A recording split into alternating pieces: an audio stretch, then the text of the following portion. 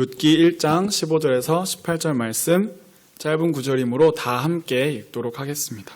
룻기 1장 15절에서 18절 말씀입니다. 시작. 나오미가 또 이르되 보라, 내 동서는 그의 백성과 그의 신들에게로 돌아가나니 너도 너의 동서를 따라 돌아가라 하니, 룻이 이르되 내게 어머니를 떠나며 어머니를 따르지 말고 돌아가라 강건하지 마옵소서.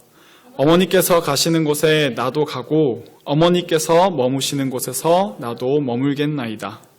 어머니의 백성이 나의 백성이 되고 어머니의 하나님이 나의 하나님이 되시리니, 어머니께서 죽으시는 곳에서 나도 죽어 거기 묻힐 것이라. 만일 내가 죽는 일 외에 어머니를 떠나면 여호와께서 내게 벌을 내리시고 더 내리시기를 원하나이다 하는지라. 나오미가 룻이 자기와 함께 가기로 굳게 결심함을 보고 그에게 말하기를 그치니라. 아멘. 오늘 주어진 본문 말씀 가지고 헤세드라는 제목으로 말씀 나누겠습니다. 전국에 많은 양의 비가 내려서 많은 곳이 침수되거나 산사태가 일어나는 등의 어려움을 겪고 있습니다. 우면동교회 성도 여러분의 가정은 어떠신지 안부를 여쭙습니다.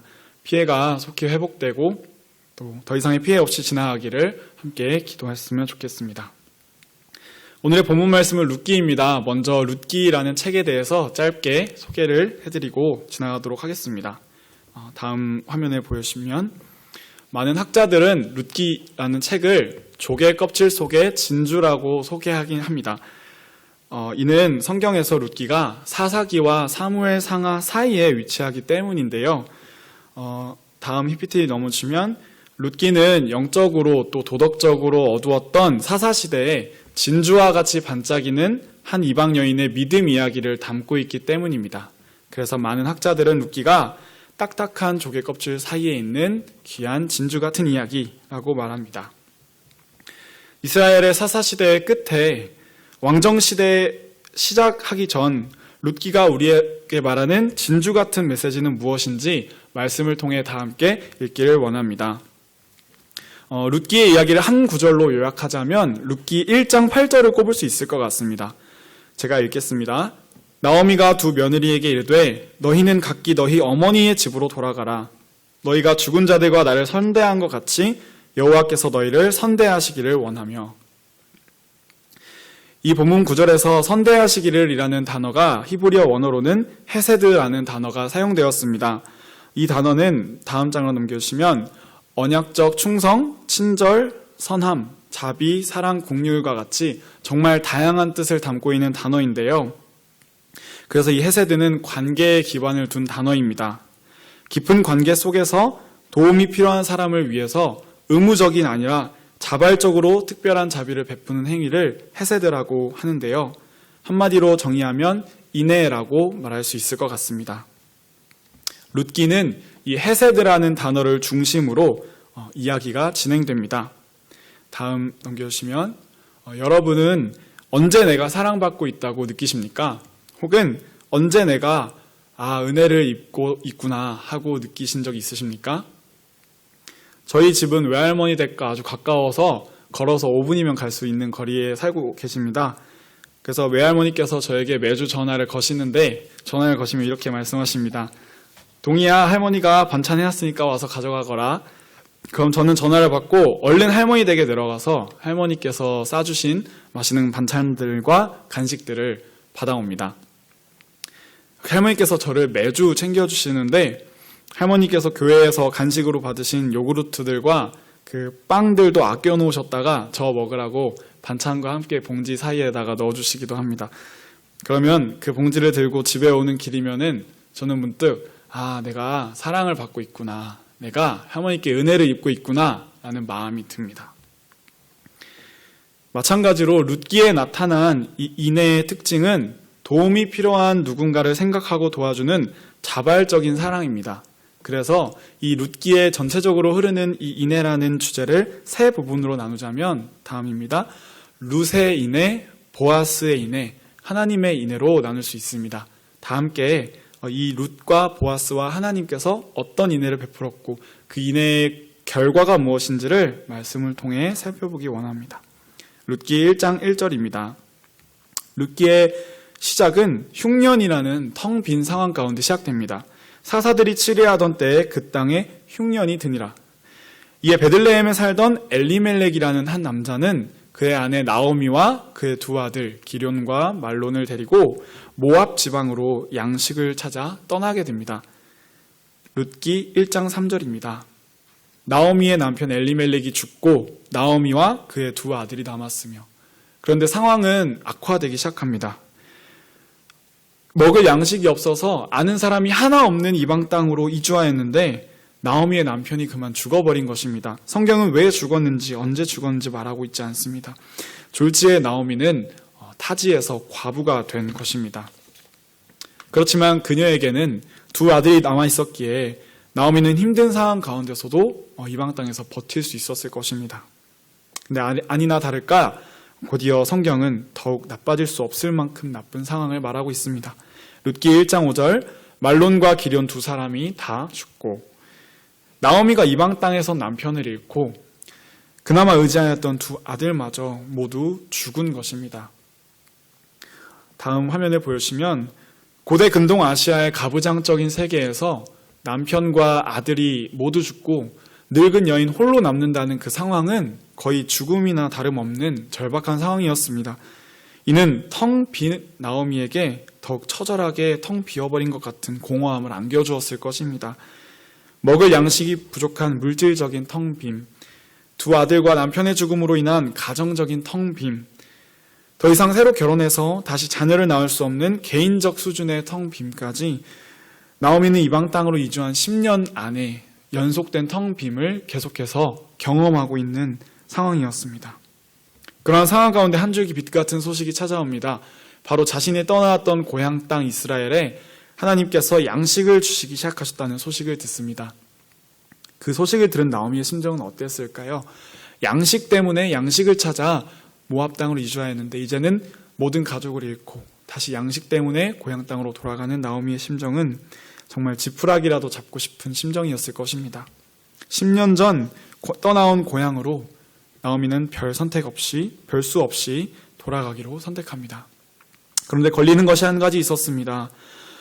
고향으로 돌아간다 해도 무엇 하나 확신할 수 없는 상황 가운데 자기에게는 두 아들이 결혼하였던 두 며느리가 남아있기 때문입니다. 그 두 며느리의 이름은 오르바와 룻이었습니다. 아무리 생각해도 자신은 현재 그 두 며느리에게 어떠한 희망도 줄 수 없을 것 같았습니다. 그래서 나오미는 오늘 룻기 1장 8절에 이렇게 말하는 것입니다. 나오미가 두 며느리에게 이르되 너희는 각기 너희 어머니의 집으로 돌아가라. 너희가 죽은 자들과 나를 선대한 것 같이 여호와께서 너희를 선대하시기를 원하며, 이는 더 이상 시어머니인 나를 섬기지 말고 너희 본가로 돌아가서 재혼을 해서 각자의 삶을 살아가라는 말이었습니다. 이런 말이 있죠. 살 사람은 살아야 하지 않겠냐. 딱 그 말이 나오미가 이 두 며느리에게 하고 있는 씁쓸한 권고였습니다. 나오미의 말에 두 며느리는 울면서 우리는 떠나지 아니하고 시어머니를 모시겠다고 말합니다. 하지만 나오미는 아무런 소망이 없는 내게 무엇이 더 남았겠느냐며 재차 두 며느리 보고 고향으로 돌아가라고 권고합니다. 룻기 1장 16절에서 17절입니다. 룻이 이르되 내게 어머니를 떠나며 어머니를 따르지 말고 돌아가라 강권하지 마옵소서. 어머니께서 가시는 곳에 나도 가고 어머니께서 머무시는 곳에서 나도 머물겠나이다.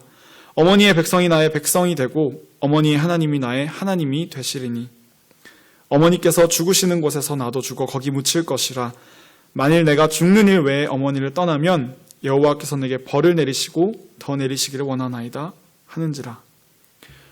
나오미의 재차 거듭된 권고에 오르바는, 며느리 중 한 명인 오르바는 돌아가기로 선택합니다. 아무리 생각해도, 이성적으로 생각해도 나오미를 따라가면 소망이 없었기 때문입니다. 하지만 너무나도 특이하게 이 룻이라는 며느리는 나오미의 곁에 남아 끝까지 함께할 것을 맹세합니다. 정말 놀라운 모습이 아닐 수 없습니다. 다시 말해서 무슨 상황이 생기든 무슨 결과가 생기든 어머니를 모시다가 죽겠다는 고백인 것입니다.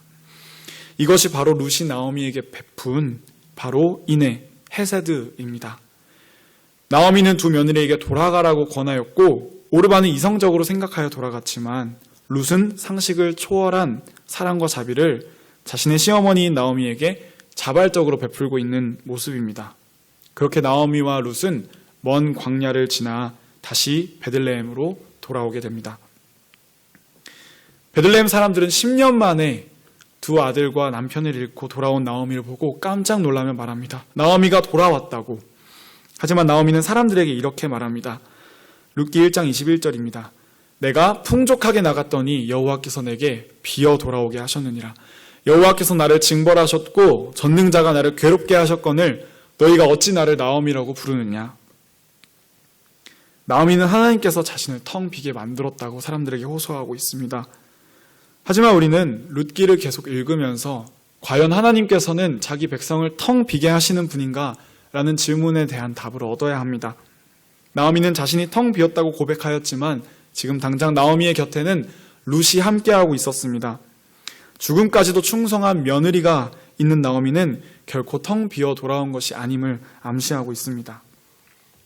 룻과 나오미의 베들레헴에 도착한 시기는 때마침 이스라엘에서 보리를 추수하기 시작할 때였습니다. 고향에 돌아왔지만 돈도 양식도 없는 상황 가운데 두 여인이 가만히 있을 수는 없었습니다. 그래서 룻은 나오미에게 밭으로 나아가서 이삭이라도 주워오겠다고 말합니다. 어머니를 섬기겠다는 룻의 말이 그저 말뿐이 아닌 행동까지 수반하고 있음을 우리는 알 수 있습니다. 룻기 2장 3절 말씀입니다. 룻이 가서 베는 자를 따라 밭에서 이삭을 줍는데 우연히 엘리멜렉의 친족 보아스에게 속한 밭에 이르렀더라. 룻이 밭으로 나가 우연히 보아스의 밭에 이르렀다고 말합니다. 그런데 놀랍게도 보아스는 죽은 나오미의 남편 엘리멜렉의 친척이었습니다. 추수 시기에 베들레헴의 많고 많은 밭 중에서 룻의 발길을 보아스의 밭으로 인도하신 분이 누구셨을까요? 바로 하나님이셨습니다. 고향과 가족을 떠나는 희생을 감수하고도 자신의 시어머니에게 특별한 자비를 베푸는 룻을 하나님께서는 결코 가만히 내버려 두지 않으셨습니다. 다음 화면입니다. 때마침 보아스는 자신의 밭에 와서 룻을 보게 됩니다. 그리고 자신의 일꾼에게 물어봅니다. 저기 내 밭에 처음 보는 저 여인은 누구냐? 이에 일꾼은 저 여인은 바로 베들레헴을 들썩이게 했던 자신의 시어머니를 위해 모든 것을 버리고 온 룻이라는 여인임을 말해줍니다. 저 여인이 룻이라는 것을 안 보아스는 룻에게 몇 가지 은혜를 베풀기 시작했습니다. 첫 번째로는 소년들과 함께 자기 밭에서 마음껏 이삭을 줍게 하였고, 두 번째는 목이 마르면 소년들이 길어온 물을 마실 수 있게 해주었고, 세 번째는 소년들에게 룻을 건들지 말라고 말함으로써 룻의 안전까지 책임져주는 특별한 인애를 보이기 시작했습니다. 사실 남의 밭에서 이삭을 줍는 것 자체가 눈치가 보이는 일일 텐데, 또한 이방 여인으로서, 외국인으로서 홀로 남의 밭에서 이삭을 줍는 것은 자칫 위험한 상황에 이를 수도 있는 환경이라는 것을 우리는 생각할 수 있습니다. 그런 룻에게 보아스는 자발적인 인애를 베풀고 있는 것입니다. 룻은 이에 너무 깜짝 놀라며 왜 자신에게 이러한 은혜를 베풀어 주는지 보아스에게 묻습니다. 룻기 2장 11절에서 12절 말씀. 보아스가 그에게 대답하여 이르되 내 남편이 죽은 후로 내가 시어머니에게 행한 모든 것과 내 부모와 고국을 떠나 전에 알지 못하던 백성에게로 온 일이 내게 분명히 알려졌느니라. 여호와께서 내가 행한 일에 보답하시기를 원하며 이스라엘의 하나님 여호와께서 그의 날개 아래에 보호를 받으러 온 너를 내게 온전한 상 주시기를 원하노라 하는지라. 보아스는 룻이 시어머니에게 한 행동이 온 베들레헴에 알려졌음을 말하며 너가 시어머니에게 한 것처럼 하나님께서 너를 복주시기를 원한다고 룻을 축복해 주었습니다. 저녁이 되어 룻은 자신이 은혜에 입은 보아스의 이야기를 나오미에게 들려주었습니다. 어머님, 제게 보아스라는 자가 많은 곡식을 주었고 자신의 밭에서 이삭을 줍도록 허락을 해주었습니다. 나오미는 너무나도 깜짝 놀랐습니다. 왜냐하면 보아스가 바로 자신의 죽은 남편인 엘리멜렉의 친척임을 알았기 때문입니다. 룻기 2장 20절 말씀입니다. 나오미가 자기 며느리에게 이르되 그가 여호와로부터 복받기를 원하노라. 그가 살아있는 자와 죽은 자에게 은혜 베풀기를 그치지 아니하는도다 하고, 나오미가 또 그에게 이르되 그 사람은 우리와 가까우니 우리 기업 물을 자 중에 하나이니라 하니라. 나오미는 마침내 하나님께서 자기를 텅 비게 내버려 두지 않으시고 자신을 돌보시고 채우시는 분이심을 깨닫기 시작합니다. 자신에게 인애를 베푼 사람이 룻뿐만 아니라 그 모든 배우 가운데 상황 뒤에서 바로 하나님께서 나오미에게 인애를 베풀고 계심을 나오미는 비로소 깨닫기 시작합니다. 더욱 놀라운 사실은 보아스는 엘리멜렉의 친척으로서 나오미의 기업 물을 자임을 나오미는 알게 되었습니다. 여기서 우리가 기업 물을 자라는 표현이 다소 생소할 수 있습니다. 다음 슬라이드에 보시면 기업 물을 자는 이스라엘에 있는 관습입니다. 고엘이라고도 하는데요.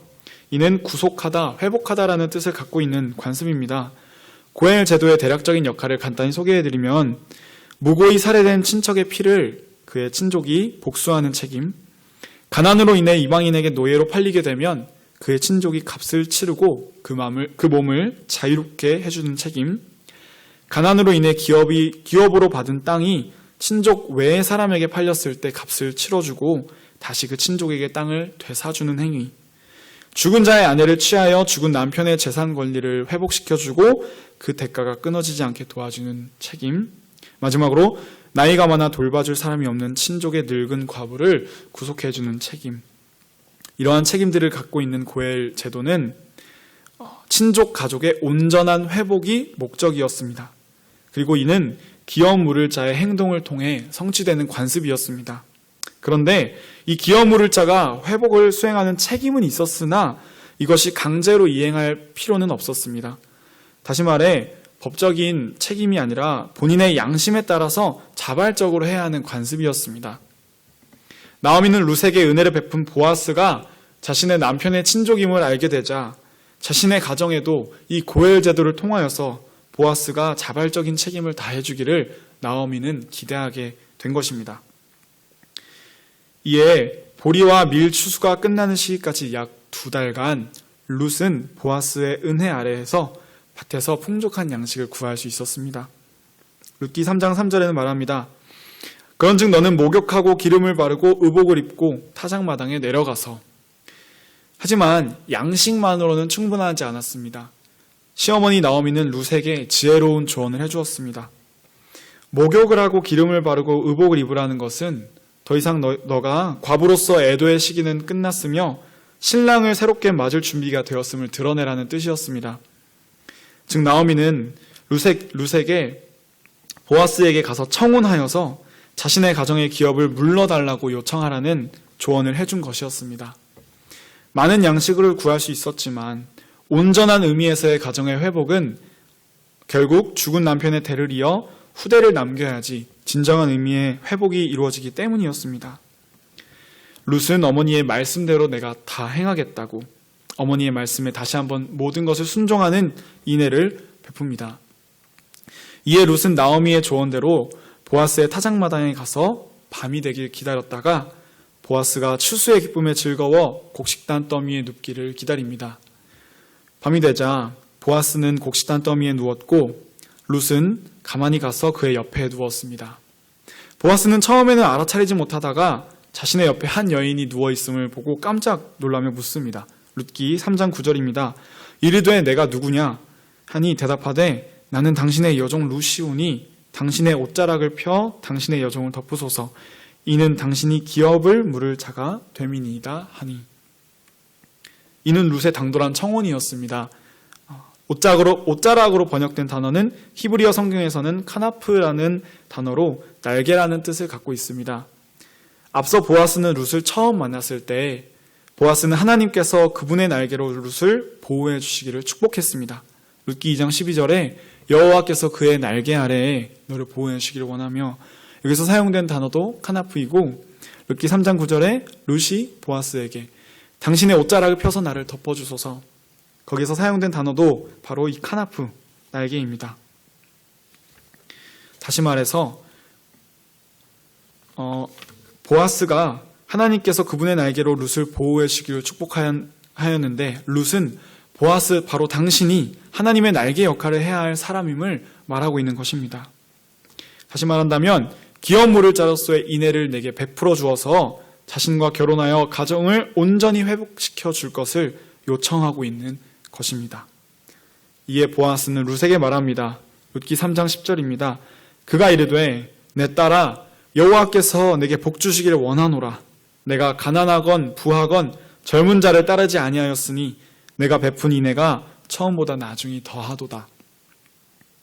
룻이 처음 베푼 인애보다 나중에 베푼 인애가 더 낫다는 말은 무엇일까요? 따르다라고 번역된 단어는 청혼을 전하러 온 사신의 뒤를 따라갔던 리브가와 아비가일을 묘사할 때도 동일한 단어가 사용되었습니다. 그렇다면 젊은 자를 따르지 않고라는 말은 청혼을 거절했다는 의미입니다.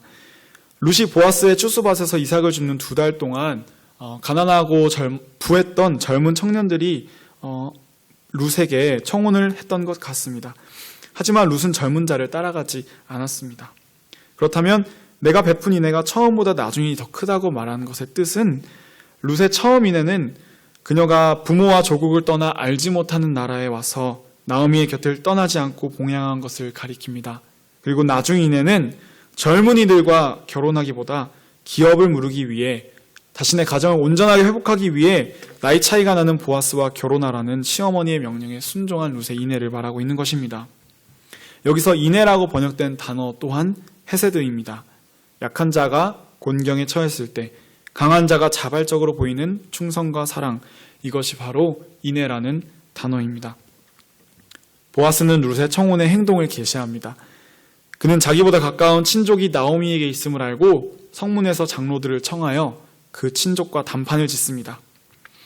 친족은 처음에는 자신에게 땅이 생길 것을 기대하여서 자신이 기업을 무르겠다 하였지만 곧이어 나오미와 룻까지 부양해야 함을 알고는 자신의 재산에 피해가 갈까 두려워 기업을 무르지 않겠다고 말합니다. 그러자 보아스는 그곳에 모인 장로들과 백성들에게 이제 자신이 나오미의 죽은 남편 엘리멜렉의 기업을 물러서 그 땅을 사고 나오미를 부양하며 룻과 결혼하여 온전한 가정을 회복하겠다고 백성들과 장로들 가운데 선포하게 됩니다. 이에 성문에 있는 백성들과 장로들이 모두 룻과 보아스를 축복합니다. 보아스는 약속대로 룻과 결혼하였고 하나님은 그들에게 아들을 주셨습니다. 이 아들로 말미암아 죽은 엘리멜렉과 그의 아들 말론의 대를 이어 나오미의 가정은 비로소 온전히 회복하게 된 것입니다. 앞서 나오미가 처음 베들레헴으로 돌아왔을 때 그녀는 사람들에게 하나님이 나를 텅 비어 돌아오게 하셨다라고 말했습니다. 여기서 돌아오다라고 번역된 히브리어 단어는 슈브라는 단어인데 동일한 단어를 사용하며 이스라엘의 여인들이 나오미를 축복하고 있는 장면이 나옵니다. 룻기 1장 21절에 내가 풍족하게 나갔더니 여호와께서 내게 비어 돌아오게 하셨느니라 하며 자신의 이 모든 상황, 자신이 텅 비게 된 것은 하나님께서 행하셨다고 룻은 한탄하지만 룻기의 마지막 장인 4장 15절 16절에 보면 이는 내 생명의 회복자이며 나오미가 아기를 받아 품에 품고 그의 양육자가 되니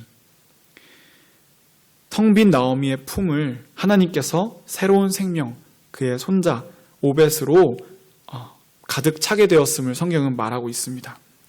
과연 하나님은 그의 백성을 텅 비게 하시는 분인가? 라는 질문에 우리는 룻기를 읽으면서 하나님은 우리를 채우시고 돌보시는 신실한 하나님이심을 우리는 알아야 합니다. 이웃 여인들은 그의 아들의 이름을 룻의 아들의 이름을 오벳이라고 지어주었습니다. 근데 너무나도 흥미로운 말씀이 나옵니다. 룻기 4장 17절 말씀입니다. 이르되 내가 누구냐 하니 대답하되 다음 말씀 한 번 더 넘겨주십시오. 4장 17절 말씀입니다. 제가 잘못했는데 그의 이웃 여인들이 그에게 이름을 지어주되 나오미에게 아들이 태어났다 하여 그의 이름을 오벳이라 하였는데 그는 다윗의 아버지인 이새의 아버지였더라. 아멘. 이 오벳은 바로 이스라엘의 선왕 다윗의 할아버지입니다. 즉 보아스의 후손으로 다윗 왕이 태어났고 다윗 왕의 후손으로 예수 그리스도께서 이 땅에 오셨습니다. 그리고 이 모든 일을 이룰 수 있었던 것은 바로 헤세드, 자발적으로 베푼 사랑과 은혜가 이 모든 일의 원동력이 된 것입니다. 사실 룻은 얼마든지 나오미의 다른 며느리처럼 행동할 수 있었습니다. 자기의 인생을 위해 떠날 수 있었고 자신의 유익만을 쫓아 나아갈 수 있었습니다.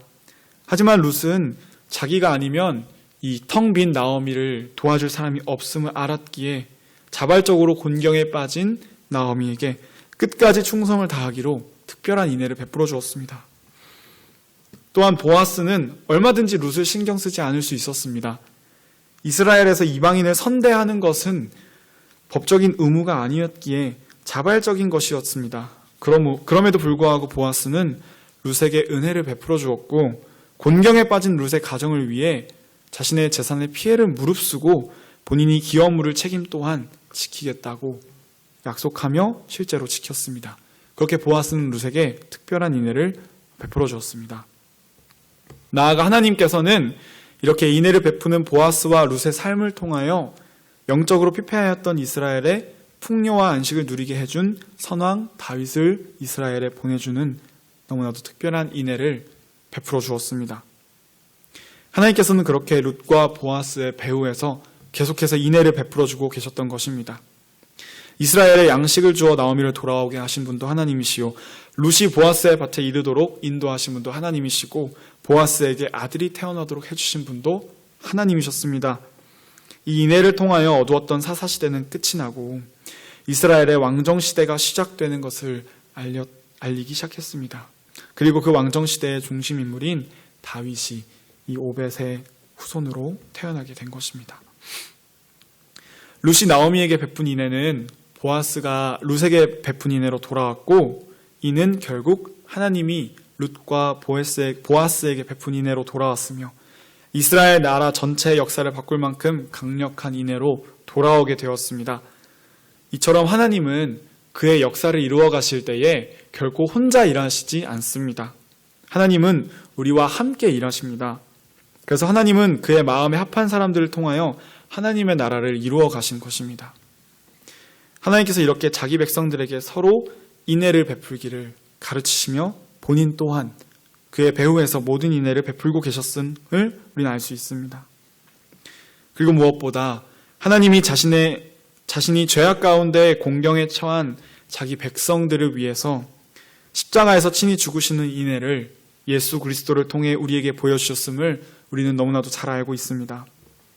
그렇다면 이런 사랑을 이미 받은 우리가 하나님과 이웃에게 충성으로 사랑하는 것은, 인애를 베푸는 것은 너무나도 마땅한 하나님의 자녀의 정체성입니다. 요한일서 4장 19절에는 우리가 사랑함은 그가 먼저 우리를 사랑하셨습니다 라고 말하고 있습니다. 예수님께서 먼저 우리에게 사랑을 베풀어 주셨음을 우리는 늘 기억해야 합니다. 우리가 먼저 사랑하는 것이 아니요, 하나님께서 먼저 우리에게 너무나도 특별한 인애를 베풀어 주셨음을 우리는 알아야 합니다. 우리는 너무나도 큰 사랑과 큰 용서와 큰 자비를 이미 받았습니다. 우리가 살아가다 보면 우리의 힘으로 누군가를 용서하고 누군가를 사랑하고 누군가에게 자비를 베푸는 것이 너무나도 힘들 때가 있습니다. 더군다나 그 사람이 나에게 해를 끼쳤다면 그렇게 하기는 정말 너무나도 어려운 환경이죠.